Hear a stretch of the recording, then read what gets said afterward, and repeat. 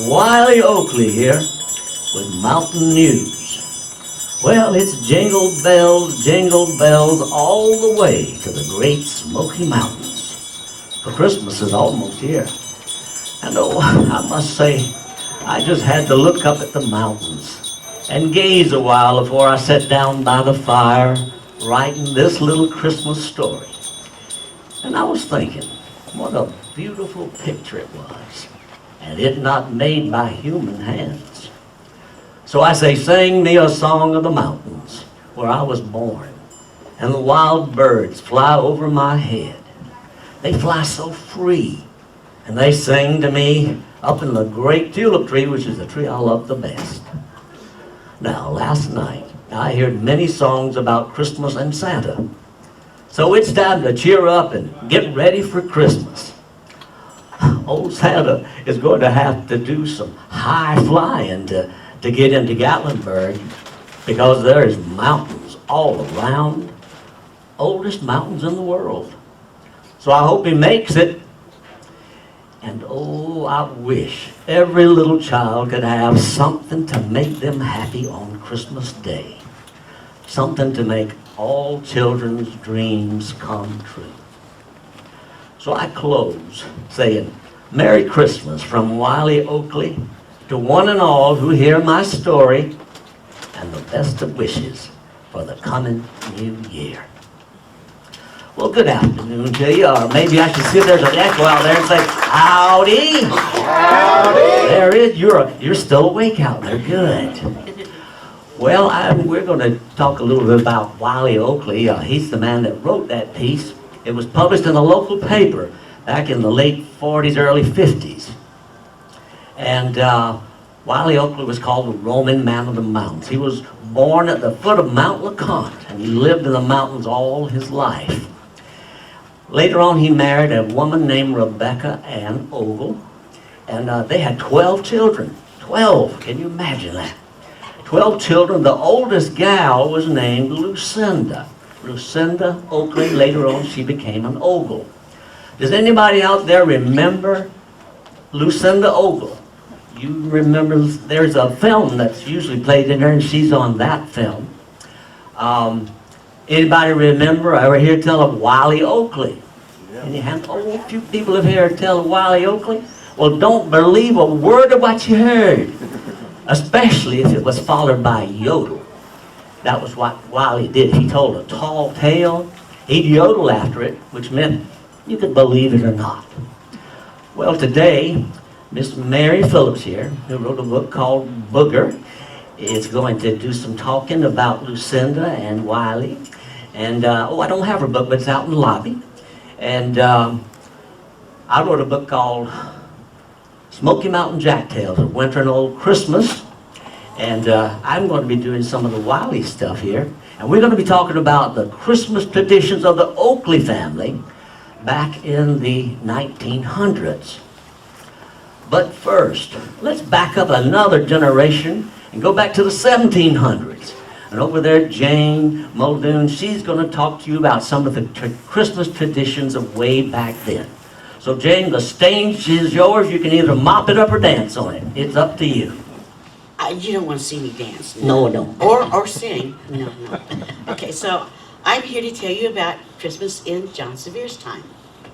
My name is Jane Muldoon, and I also am a historical reenactor where I portray Bonnie Kate Muldoon.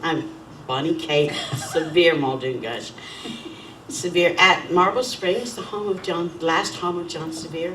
He was 6 times governor of state of Tennessee and was also in the House of Representatives.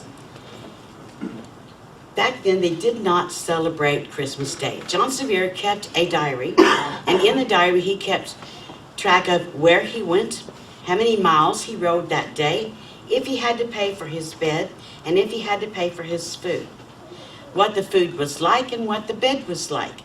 He also kept track of the days, any money that he spent. But on Christmas Day, it just says December the 25th. No name mentioned of Christmas at all. However, they did have company for supper. So I'd like to tell you about how Christmas was celebrated in the 1700s. They would have celebrated Old Christmas, which actually starts on December the 25th and ends on January the 6th. Those are the actual 12 days of Christmas. Now, these are all celebrated by a day out in the woods. All the family would go out in the woods and they would cut greens. And each green has a different meaning. So, the pine, the yew, and the spruce trees are all considered part of bringing in of the greens. Now, you bring in the greens for several different reasons. For Christians, the pine tree represented determination and strength because they stand with their branches reaching towards the sky. And they withstand torrents of rain, heavy snow, wind that bends their boughs. Yet they still stand and they produce shelter. You can also make homes of these. Now the pagans brought them in for a totally different reason. You see, it was considered good luck to have fairies in your house at Yuletide. Now, anytime there are fairies present, which you invited them in by hanging greens, and this is where they would abide. Thing about fairies is, wherever there are fairies, there are bound to be mischief. So you don't want them around too long. So on January the 6th, you take all of your greenery down, because that is the day of Epiphany. Epiphany means a sudden understanding, which means you have converted from paganism to Christianism. Now, when they converted, they found that the pagans were very, very reluctant to give up their traditions, which is the bringing in of the greens. And I'll show you what each one means here in a few minutes. Because of that, the Christians combined some of the pagan traditions along with the Christian traditions to make everybody happy. So the pine tree is for determination and strength. Ivy cannot stand alone. It must be supported by something, which reminds Christians to look to the support from God our Father. Now, ivy, when combined with holly, is a symbol of male and female. If you see them together, you would see that the male is dominant over the female. Isn't that the truth? And isn't there an old English carol about the holly and the ivy? I guess it relates to there is. that. The holly and the ivy is a very beautiful. Now, to Christians, the holly represents the crown of thorns that was put on Jesus' head. And the berries are the blood droplets that where the thorns pricked his brow. But to pagans, this meant strength, determination, along with the pine, and protection from evil. Evil things that may come into your house. Mistletoe has its own tradition. Now we all know that you can get a kiss under a mistletoe. But why is that? Because in Norse tradition, mistletoe once grew into a tree the size of an oak. But when Balder, the god of joy, was killed by an arrow made from mistletoe, his mother forever cursed the mistletoe to be a parasite and must grow on a host tree. And that is why, but because Frigg was a very special woman, she said that all under the mistletoe shall be bestowed a kiss. Now, when you hang the mistletoe in your house, there is a tradition. For each time that you get a kiss, you must, this is not the mistletoe, it's in the bottom of my basket, you must pluck a berry. And when your berries are gone, so are your kisses. And here I have wasted a kiss. A reef is another thing that you would find. A reef has no beginning and no end, which reminds us Christians of the everlasting love of God. But to Romans, this was a sign of victory. As you see the Olympics, all 3 circles are considered reefs, and those are considered a sign of status. So if you would see this above the door of someone's house, you would know someone of great status lived in this house. Cedar has a special meaning to Druids. This is what they use to strengthen the love and the strength in your house. Pine cone. Now, pine cone comes from pine, of course, and some little useless information you might want to know. These are called scales. John Muir, when he went across America, discovering the new plants, the wildflowers, and the trees of the new land, thought that to him, pine trees looked like preachers standing in a pulpit. So, this is what he wrote of the pine tree.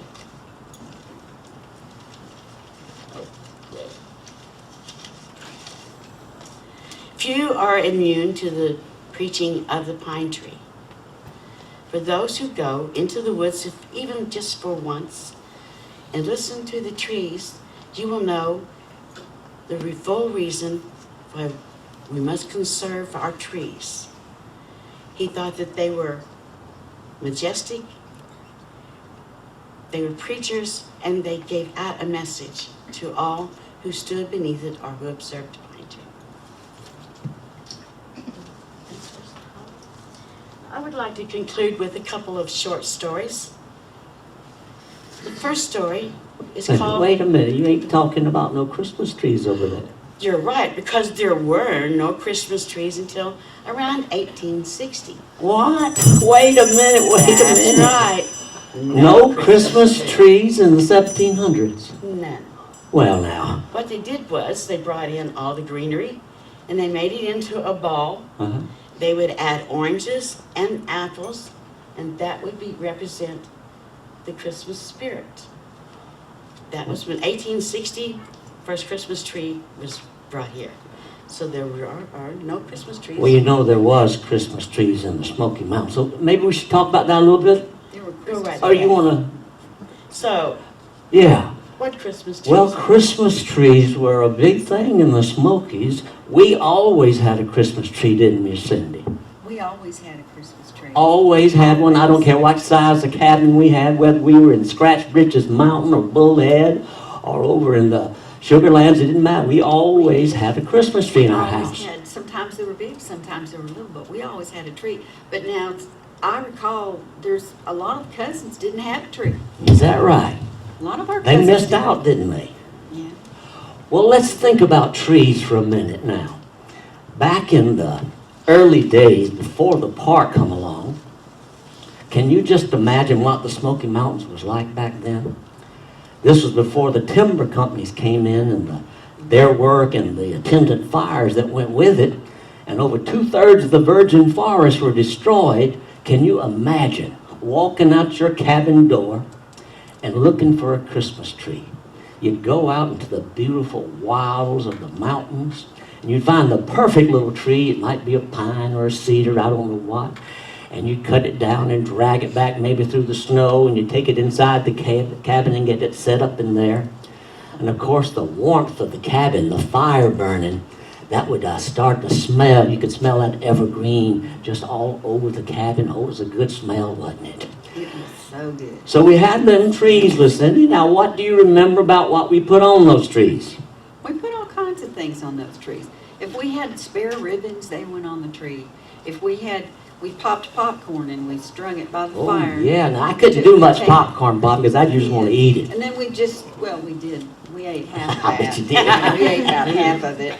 But you know, you could add mistletoe, or sometimes we added spice berries. to Spice this. berries, holly berries Yeah. between, And it yeah. always looked so pretty all around the tree. I bet it And we did. had old Christmas cards that we'd use, and we Christmas just, cards. Yeah. Well, you know, they didn't have Christmas cards back then. They had Christmas postcards. right. And they that's would take right, those we did. postcards and probably string them up with a string or a piece of yarn or something, hang them on the tree, make it pretty that way. And we'd dry apples. See how pretty they are in the middle? And we'd string them up. Sometimes we'd string them with popcorn. Yeah. Sometimes we'd just set them in the tree. Yeah. And they just, you know, we just had all kinds of pretty little things. Sure. We'd hang pine cones. Uh-huh. Well, now, I know you've seen lots of trees in your time. Do you remember a very special tree in your life? I do. It was at the remember school, wasn't it? It was down at the school. Calvin Ogle, he was our teacher that year. Now, you wasn't in school. You mean he was the teacher back then? I believe he was the teacher that year. Mm-hmm. I think he was too. And he got all the girls together from the burg. Some of them were the older They call it the girls. burg, Most eh? of them were the older girls.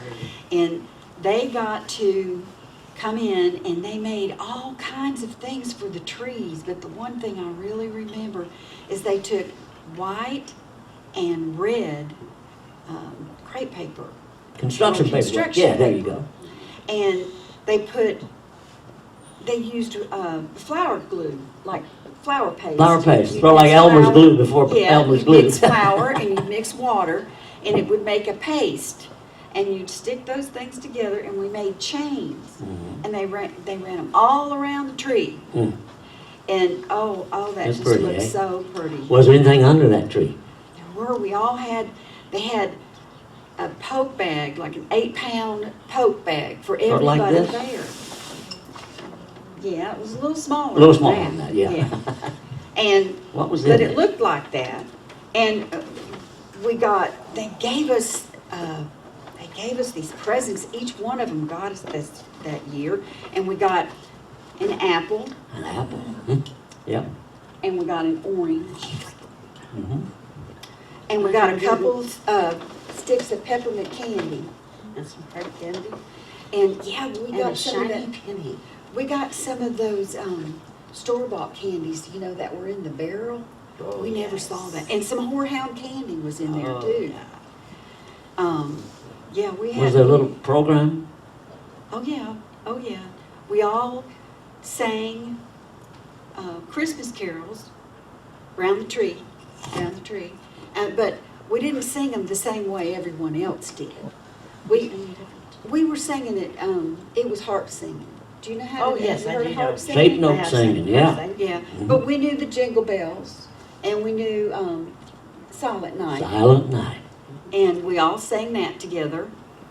And it was just a wonderful, joyous time. It was a not. wonderful Lucinda, time. you carried the same tradition of trees in the home when you got older and you married Ernest Ogle from I the did. Sugarlands. I did. And You I always had a tree. I always had those chains on my tree. I Uh-huh. always made those paper chains with my children. Plus, you started at Gatlinburg Garden Club with some others and the Festival of did. Trees, and you decorated the prettiest trees, didn't We you? had the Festival of Trees, and we only used natural things for our trees then. Right.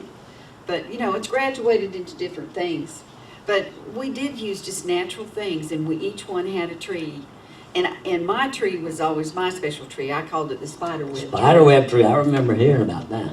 Mhm. How'd you make those spiderwebs on that tree?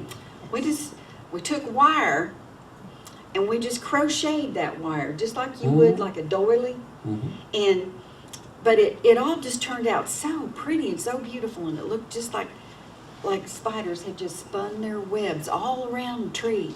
Yeah, It you was got just to be wonderful. known for that tree. did. And there was a story that went to it from the Ukraine that went along with that, and that's how you got the idea for it. It And in was. your home, you put up all sorts of trees yourself. I remember seeing a picture of you with a tree with doilies are little things made out of like snowflakes, crocheted, Right, yeah, snowflakes. and angels on it. You always That's did that right. the rest of your life, and we're just going on and on about Christmas trees. We're going to start singing Old Tannenbaum in a minute, and everybody's going to leave. So maybe you better tell us some more about the 1700s. Before we go, I would like to share a tradition around Seton Holler.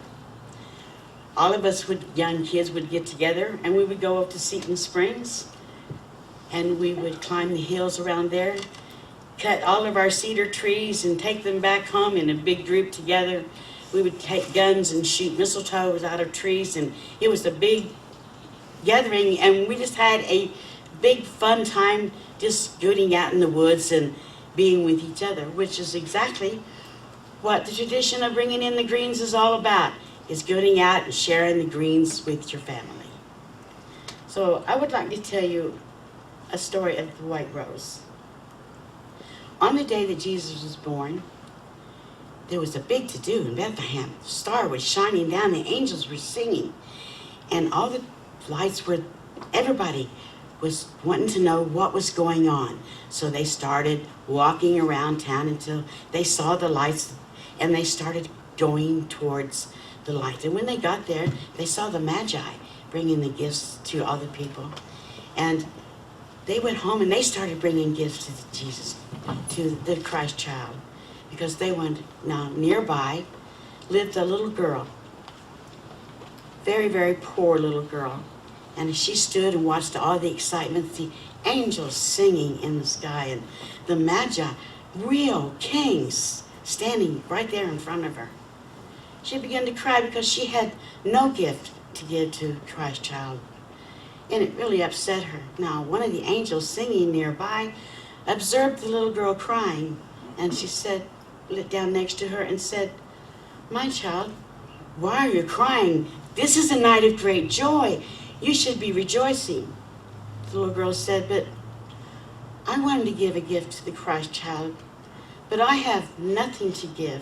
And she began to cry, and the tears ran down her face. And as she bent forward, the tears fell upon the ground. The angel reached down and touched the tear with her hands, and it turned into a white rose. And each tear that fell from her face, the angel touched, and it turned into a white rose. "Now," she said, "you have something to offer the Christ child. Gather them up and give them to you." And she did with great joy. White roses, you know now, are made from tears of pure love. I would like to present this white rose to a very special lady in our audience tonight.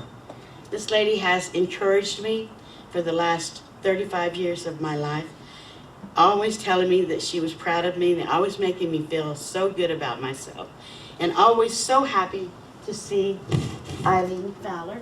I'd like to present you with this white rose. Thank you. And thank you, Jane.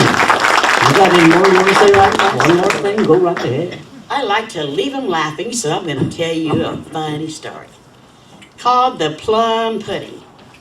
Now, the town of Engelberg in Tennessee was a very, very small town. Only about 350 people, and that was if everybody was at home and in town that week.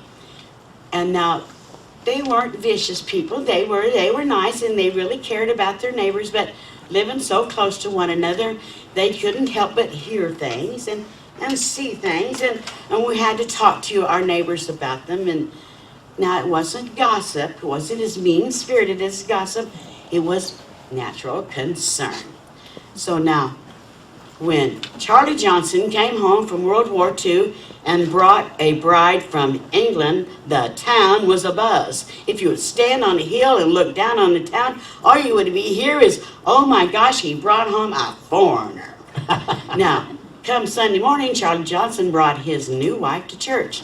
All the other churches in town were all deserted because everybody attended the First Baptist Church that morning because they wanted to meet Mrs. Charlie Johnson. Now, when they met her, they realized that she was a really, really sweet person, and they could see why that Charlie was attracted to her and why he brought her home. But she talked funny. She talked really funny, and that was a topic of conversation. Now, after a while, she settled down and the town folks began to accept her and she began to accept the town folks. Now, as Christmas drew nigh, speculation began to go. How did they celebrate in England, Christmas?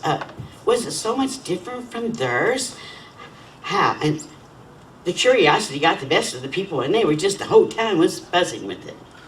So now, being a small town and everybody being concerned about their neighbors, anything that happened in the town, everybody knew about it. So when 2 weeks before Christmas, when a big box arrived from England from Mrs. Charlie Johnson, the town was abuzz. Ooh, what was in that box? Now, Mrs. Charlie Johnson, unaware of the speculation, went down to the post office and picked up her box and took it home. When she opened up the box, inside the box was a beautiful plum pudding sent by her mother in England. But at the bottom of the box was a small package. Wasn't very big, and it kind of looked like it was white sugar. She wasn't sure, but it surely must be the icing for the plum pudding. So now, everybody wanted to know what was going to happen at Christmas time at the Johnson house. So now, Mrs. Johnson invited the entire Johnson family. That included her mother-in-law, her father-in-law, all her brothers, his brothers and sisters, all of their wives, all of their kids. And then she invited the town mayor and his wife and the assistant town mayor and his wife. Now, everybody wondered, what was going to go on there? What were they going to eat? And everybody was talking about it. So came Christmas Eve, everybody arrived at the dinner, and they saw that Mrs. Johnson had went all out. The table was set beautifully. The house was decorated beautifully. And when they sat down, they were served a traditional Thanksgiving dinner. Turns out Mrs. Johnson was a stellar cook, and she served a real American-style Christmas dinner. Turkey, dressing, and all the trimmings. And it was really good, which caused a buzz around the table. And then after dinner was eaten, she cleared off all the tables and she said, I will be back with dessert. So she went into the kitchen, she got the plum pudding, it was on a beautiful plate, and she got that package that came with it, and she thought this must be the icing, so she added sugar, and she added milk, and she added vanilla, and she tasted it, and it was really kind of bland. So she added more sugar and she added some more vanilla and she fixed it up, and it really wasn't looking much like white icing, but must be. So she poured it all around the plum pudding. And she picked it up and she took it in and she presented it to everybody and set it at the table, and everybody oohed and awed over this beautiful plum pudding. And everybody had to have a piece. Some even had to have 2 or 3 pieces. It was really, really good. Eve dinner came off perfectly. Now, Christmas Eve went by, Christmas Day went by. 2 weeks later, a postcard arrived at the post office. And like I said, when something comes that you can read, you just kind of naturally read it, right? So when I got that postcard in the post office, the first person read it and handed it to the next person, and the next person read it and handed it to the next person, and everybody in the post office read the postcard before Mrs. Johnson got it. So here is what the postcard said. Dearest daughter, much love at Christmas time, and I hope you all enjoyed the plum pudding. But I forgot to include the letter I had written to go with the box. I mailed it and it will arrive any day now. But I forgot to tell you at the package at the bottom of the box. You see, your little dog Eddie that you couldn't take to America with you, he has died, and we cremated him, and these are his ashes, and we're sending them to you. So I hope I let you laugh. Thank you, Jane.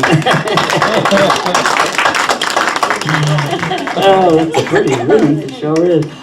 You know, speaking about gift giving and such as that, let's talk about gifts in the Smoky Mountains. What happened back then? Of course, nowadays, you know, you can order it from Amazon or go to Walmart and buy things and all this. But back then, we didn't have that. Maybe Ogle's store was about all that was around. So we had to make do with other things, giving gifts in the Christmas time. Well, we didn't have that. We didn't get that much. No, we did not. We But were a poor sure- family. We sure enjoyed Christmas. 12 It was children. a wonderful thing. Yeah, there was 12. Do you remember what we did do for gift giving in the Oakley family? Well, sometimes what we do is we just swap. We'd That's swap exactly something right. that we liked, give it to a brother or sister. Daddy'd make little wooden dolls for all the girls. And then, you know, there's a bunch Oh, I of was boys. pretty There good were a with my bunch of hands, there you were a know. bunch I of could boys. carve real good. Let me tell you, when I first got married to Rebecca and we moved to Scratch Britches Mountain, all I had was a handsaw and a knife.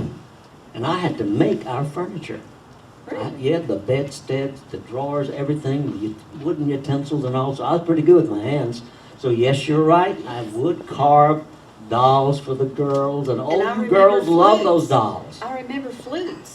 Flutes. You made flutes. Did too. flutes. I think out of elderberry. Did you do- Elderberry wood. Or Elmer, gum, sweet that gum, my, sweet my gum. oldest boy, he and I would do a lot of that carving, and we would also, with those little dolls, your mother would make the costumes for them, and we'd paint a little face on them. And you know how That was those boys wonderful. were, you know what they would Oh, do those sometimes? boys, They would the just come boys, in and They would tear the arm, tear an arm or leg off the doll. They our would. dolls. They would. And Oh, Daddy you never had to heard fix it. such crying and carrying on. Oh my gosh! But I would fix it back on again, so they Yeah, he hush could crying. always fix them. But you remember those dolls from way back, right? I remember those dolls. They Didn't were have no so Delft much dolls fun. back then. Did All you they had save was one the of them by any chance? I braid believe dolls. there's one. Yeah, I do believe There's a one. picture I don't with have one, one but with I me don't- right now, yeah. but I believe there's one up at the house. And we That would be also, priceless. yeah, they're just that. So we Well- made the whistles. We swapped. If one child saw something the other liked, they'd swap, and Swap that's it. the way they'd get a gift. And But that's we a just good had thing. such wonderful Christmases, and oranges and apples. They were just such a special treat for us then.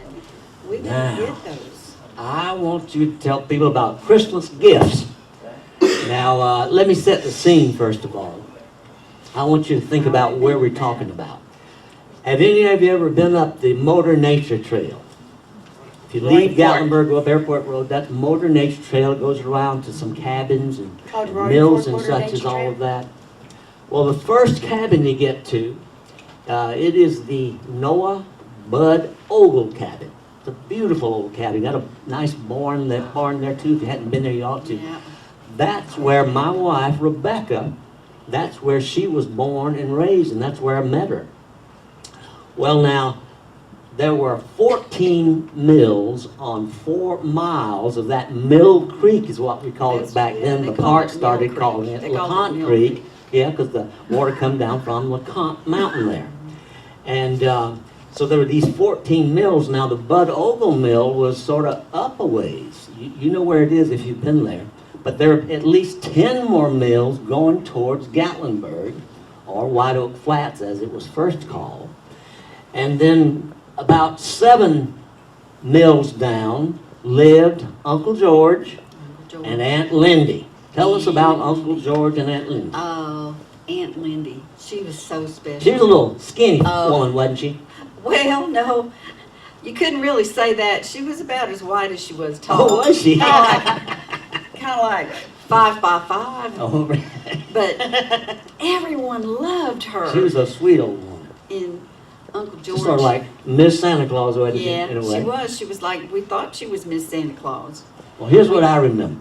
Early on Christmas morning, I know kids like to get up because they think Santa's coming, but I'd hear lots of Oh. noise that you and Martha and maybe some of the other boys We'd all would go. get up we'd real all go early in the running. morning and rush down to We'd see all your go great running down to uncle Aunt and Lindy's. great uncle and Aunt Lindy. And what happened when you got down there? Well, we'd gift them. What would you call out to her? We'd say, Christmas Christmas gifts. gifts, Christmas gifts, that's right. Gifts, Christmas gifts. And what did that mean? Well, it meant we got to give our gift first. No, it meant that you got the gift, if I remember right, because that's why you wanted to go so much, because Oh, you well, got gifts from Aunt well, Lindy. That's right. If we yelled that first, Uh-huh. then she had to give us our gift first, and then Yeah. and then we gave her hers. But her gift was always so good. Now, where did that custom come from, do you think? We never really knew, except it was always said that maybe they came from our black Dutch ancestors. Uh-huh. I've heard We didn't something know- else. We didn't even know who they were, Yeah, but everybody talked about it. I think it might have come from a custom from somewhere else, but there was also a custom that landed in the Smokies. Early on, when people were real poor, didn't have much, and Christmas became a time when they could go to their neighbors who had a little bit more money, a little bit better off, and they'd holler Christmas gifts to them, Right. and that way they could get something from them, and that way they didn't appear to be poor folks Right. begging. They were just asking for Christmas gifts. So it And was we a always- nice way to we get always Christmas had back something. then. We always had Yeah. something. So And- what did Aunt Lindy Well, Aunt give Lindy, you? oh, she would make these wonderful, wonderful sweetbreads. Mm. And what it was biscuit, Mhm. and it had some cinnamon, and it had home ground nutmeg in it, and little sugar. And, you know, today they'd call that maybe a cookie, but we'd never seen a didn't have cookie. cookies back We then. didn't know what a cookie even was. But oh, we loved those sweet treats. We just loved those sweet treats. And then we would finish those treats up at her house. And By the way, did you ask her to make those later on? To I try? did. Yeah. I did. One time I asked her about that, and she told me. I asked her about the recipe, and I asked her, could she please make me some of those? And she said, well, hon, no. I believe it's better for you to have your memory of that from when you were when you were a child, and not it would be more special. It will stay more special with you if I. So I just accepted that we never got the recipe. Well, I remember you also said that she would always hear you coming. That's what she told me. She heard She'd us hear coming. y'all coming, She'd hear but us she coming. would pretend like she didn't hear you so that you could call Christmas gifts on her first. Because she loved to see Absolutely. your bright, happy faces. Right. She was very, very special. She was always jolly. Yeah. Just a wonderful lady. We And just then loved her. after that, you came back home. We'd run back up to the house, Now, and what did we have we'd on chase each Christmas other back up morning? there, because we'd end up with, there was country ham, biscuits, Biscuits and gravy. and gravy. We And- always saved We always saved The something best. back. The best. No, we saved always the had best the for best for Christmas. Christmas Day. morning so it would be special because We we didn't did. have all that fancy doing all the time. That's right. So those were very special Christmas They were gifts very way back then. It sure was. And it, you know, the grandchildren now, Mhm. they can have all the wonderful things under the trees, just more toys than anybody ever thought of. But our Christmases were just so very special. So very special. It was the one day of the year that everybody just stopped and kind of made a fuss. Yeah. Now let's talk about what your mama did. One of the things that she would give the kids, of course, is she would make some good gingerbread cookies. I don't mean cookies, I mean little gingerbread little boys and girls. And she'd decorate them up, yeah. and she'd give those out. Well, when she was cooking, didn't the kitchen smell good with that But good I smell? remember Yes, Daddy indeed. chopping. I remember he Well, just you kids liked them so much, you didn't want to eat them, so I'd sometimes bite their head off, because I was hungry, I was waiting for We'd it. always bite the cookies' heads off. But your mama, she would have some more We'd for have you. to She'd make bake more. some more. Yeah. Some of those good smells of Christmas. Oh, it was awful good. Well, you know, I think I hear for whom the bells toll out there, and I think it might be tolling for us that we Must need be to time. sort of start packing it up and getting out of here. We got a little bit more time. I'd like to tell you a few little bit about 1700s. Huh? You got more about 1700s? Yes, sir. Well, you got about 2 minutes. I wanted 1773, a visitor from England wrote back home that there was much shooting off of guns on Christmas Day to celebrate the day. Thomas Jefferson spent 48 pence, which is 2.8 pounds, on Christmas gifts for his children and for his servants. So some people did observe Christmas. In Virginia, where there were houses that you could go to house, they would go a wassailing. A group would get together and go up and knock on someone's door, and when they would open the door, the group would say together, "We are not daily beggars who begged from door to door, but we are friendly neighbors whom you have seen before." And the host would answer, "Peace and joy came to you, and to you your wassail too." Your wassail too means wassail is a old Anglo-Saxon greeting that says, "Be ye hail," means it's a reference to your health. So when he says to you your wassail too, he's saluting your health as well. So that's a little bit about Christmas in the 1700s. So I'm going to, first of all, do that little song, do a little reading from Wiley, one of the ones that he wrote for the newspaper.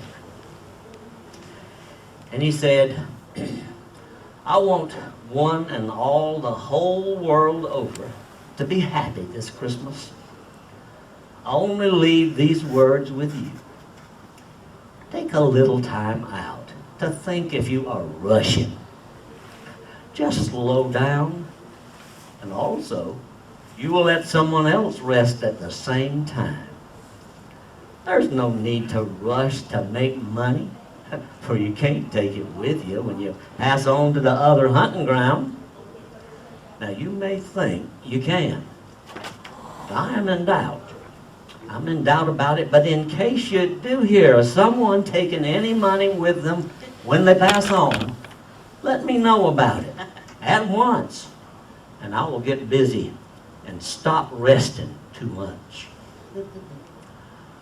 Well, I'm going to close by saying, Wiley is going to close by saying, "May all the bells on Christmas Day ring a song of happiness that will bring peace and joy to every soul on earth. That day, on earth, on Christmas morn, the Prince of Peace and Hope was born. Your friend, Wiley Oakley."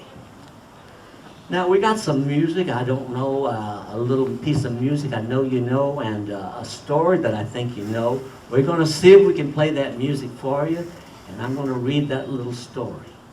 Let's see if we can hear some music playing up there. But it starts out, "Once upon a time."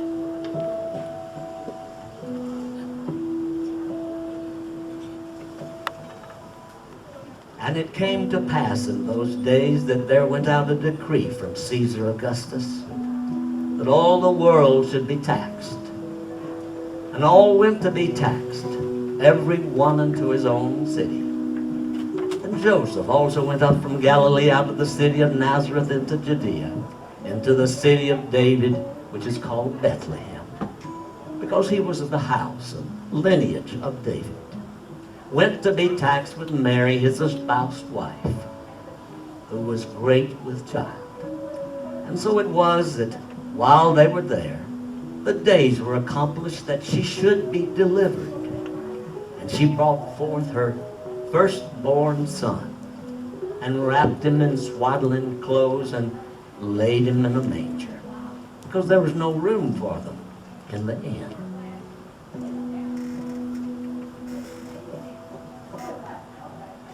And there were in the same country shepherds, abiding in the field, keeping watch over their flock by night.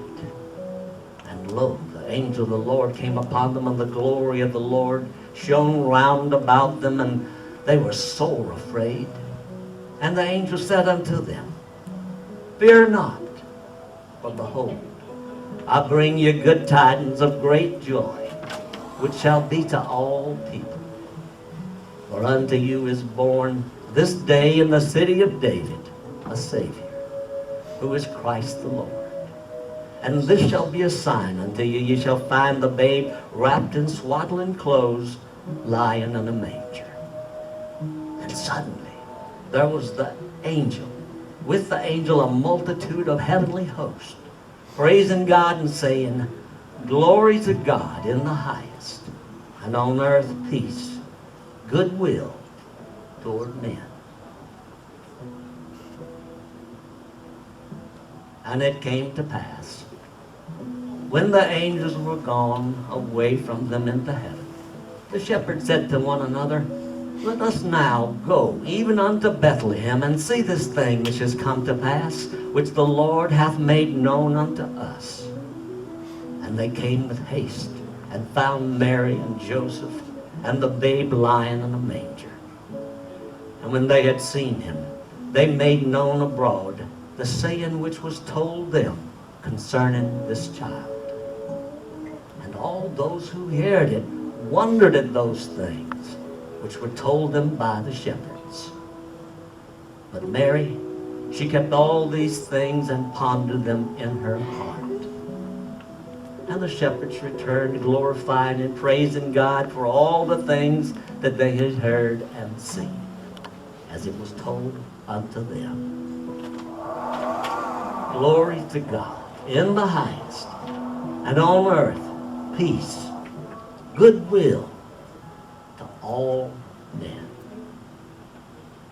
Thank you. Thank you, Lord.